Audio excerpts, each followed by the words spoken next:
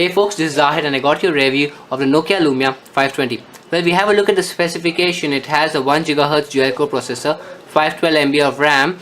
It has a Teflon finish 4.0 inches screen, and it has a resolution of 480 by 800 pixels and a pixel density of 230 ppi. Well, because it has 512 MB of RAM, it's a little slow in its operation. Well, we have a look at the bottom. It has a back sensitive button, the Windows sensitive button, and the search button. On the right side it has the volume rocker, the power button, and in the corner it has a button dedicated for the camera. The left side is clear without any buttons. On the back it has a camera without flash, and it has a speaker.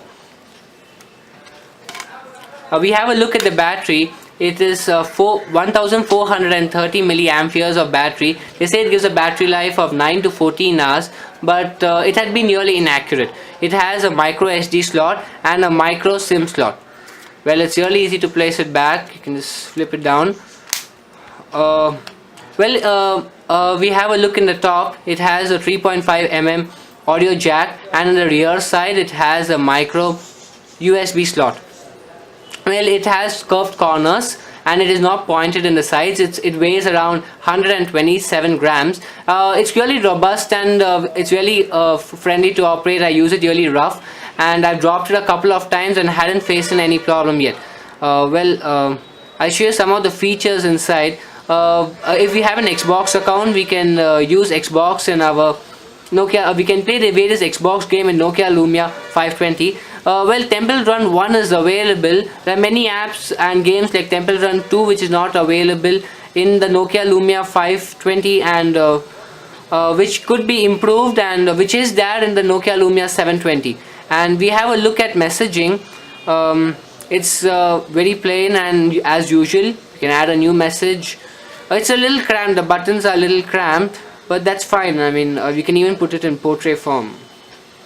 And here you have a little space to type, but clearly when you have a little documents and you do a little business work in your Lumia, you may not be able to type in an intensive way, but small editing where you check out for grammatical mistakes, it can be done with this phone. And